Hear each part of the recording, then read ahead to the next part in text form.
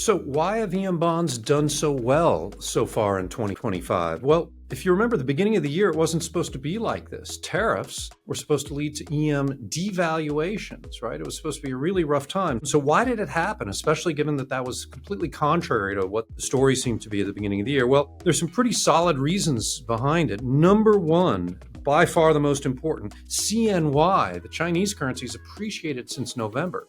This is the major trading partner of most EMs other than Mexico and some Europeans. And this is a sustainable policy, this stabilization policy on CNY. In fact, we wrote a piece saying we think it should revalue. But it's a very sustainable policy because they have a lot of reserves. And remember, it's a net creditor in dollars, right? They have more dollars in assets and dollars in liabilities. So CNY's stability and appreciation is number one, very important to a lot of EMs. Number two, these EMs that trade more with China than with the US are also doing good policy.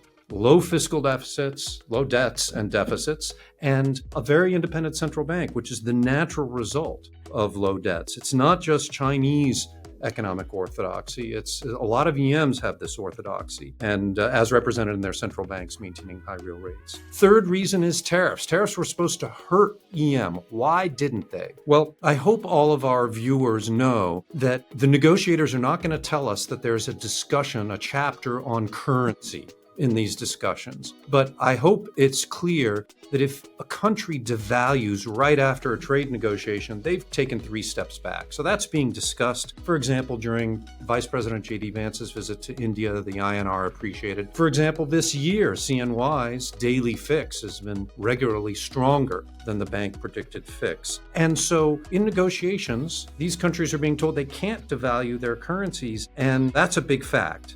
And now let's bring up the fourth and final reason. So you're being told your currency can't weaken against the dollar. And what is your initial condition? Your initial condition is a pile of dollars up to your neck, otherwise known as the NIIP. That's a popular measure. Do they own more of us or we own more of them? The NIIPs are incredibly positive in a large number of EMs, mostly in Asia, but around the world. And so they're already long dollars. So just think of the simple game theory. You're long a lot of dollars and you're told that's not going to go up, it's going to go down. What do? You reshore those offshore assets to your own shores or to other non-dollar shores. And that's exactly what's happening. What's happening this year is an unwind of decades of mercantilist surpluses accumulated by EMs. So an obvious question is this really impressive performance in EM bonds, especially EM local bonds, is that a one-off or is it set to continue? Well, I think the first most important thing to recognize is this has been happening for 5 years already, right? EM bonds, a benchmark of government bonds, dollar and local, is up about 2% a year the last 5 years compared to treasuries in the ag, which are down negative 2% to 3% per year for the last 5 years. So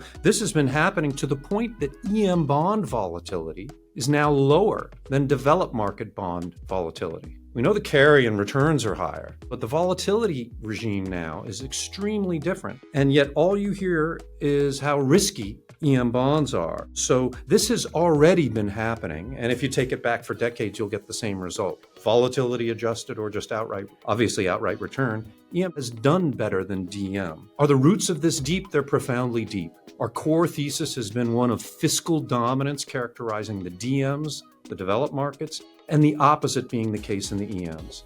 EMs have low levels of government debt. That's essentially a requirement for an independent central bank that focuses solely on inflation. And they've done this in some cases for decades. The most advanced are the Asians. After the Asian crisis, pretty much fixed everything. But there's a flip side to this, which is the developed markets are very risky. Not only do we know their vol is high and their performance has been extremely weak, but look at the politics underneath the policy in the developed markets. Very divided and very focused on inflation and on trade-offs. Look at the policy on top of the politics in EMs. First, most of their leaders are extremely popular, but there is no real debate across the political spectrum about issues like using a central bank to achieve economic outcomes, because that creates inflation, and inflation kills political parties, right? That's understood, whereas the DMs are in a much different stage here. So it's not only based on strong fiscal policy, but this fiscal policy is popular in a lot of these countries. Not necessarily because they like austerity, but they don't like the results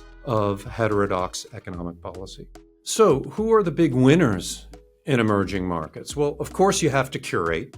And there are idiosyncratic factors in all markets. But I would give the following as an answer. The first category of winners are the high beta EM currencies and bonds, particularly in Latin America. So Brazil, Colombia, Chile, Mexico. And they have much higher carry, and their FXs have much more potential for upside. So that's the first grouping. The second grouping is almost the opposite. A lot of the Asians, Malaysia, Philippines, Thailand, Indonesia, depends, right? That's a tougher call, but that category, those are arguably the new reserve currencies, you could say, or quasi-reserve currencies, very anchored inflation. You just don't need as much of a premium there, given their far superior risk characteristics. So that's the second category. The third category is duration itself. Now, when you talk to bond folks and you ask them, what do you think of duration? They're going to tell you what they think of the 10-year in the US. They're going to tell you about dollar duration. The Mexican 30-year bond rallied 100 basis points this year before the 30-year in the US rally.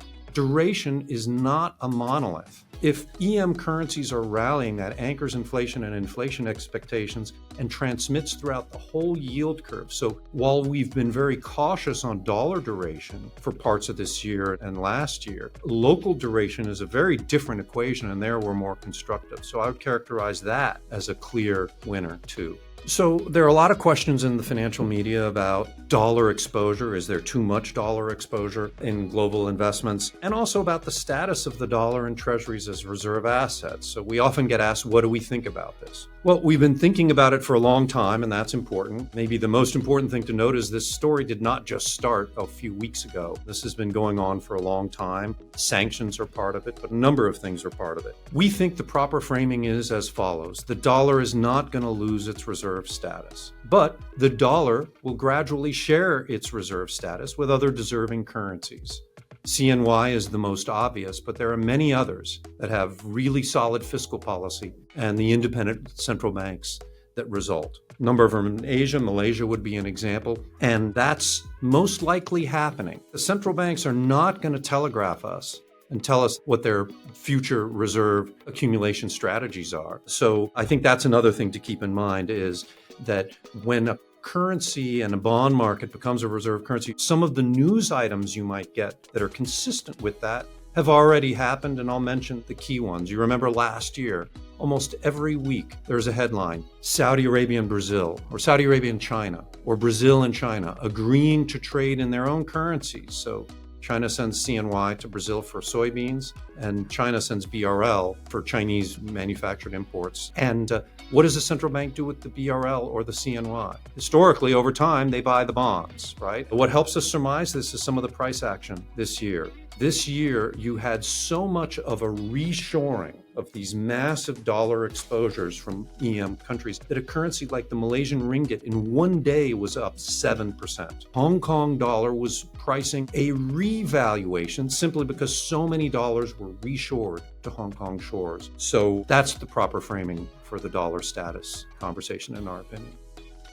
For more insights, check out vanek.com/subscribe.